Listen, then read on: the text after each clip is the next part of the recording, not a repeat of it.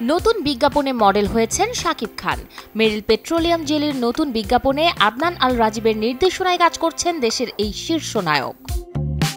নায়ক নায়িকার দ্বন্দ্বে বন্ধ হতে চলেছে পশ্চিমবঙ্গের জনপ্রিয় ধারাবাহিক চিরদিনই তুমি যে আমার।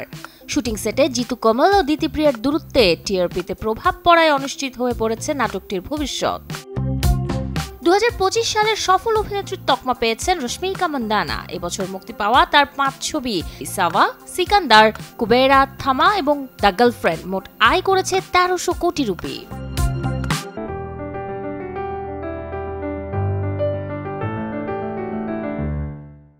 কণ্ঠশিল্পী ও অভিনেত্রী আরিয়ানা গ্রান্ডেকে জড়িয়ে ধরার অপরাধে 26 বছর বয়সী জেনসন ওয়ান নামের এক ভক্তের 9 দিনের জেল হয়েছে।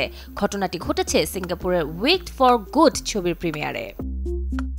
নিউমোনিয়া, অকেজো লিভার, শরীরে বিভিন্ন অঙ্গ বিকল সহ একাধিক জটিলতায় না ফেরার দেশে পাড়ি জমিয়েছেন ওড়িয়া গায়ক হুমানে সাগর। সোমবার রাতে মারা যান 35 বছর বয়সী এই শিল্পী।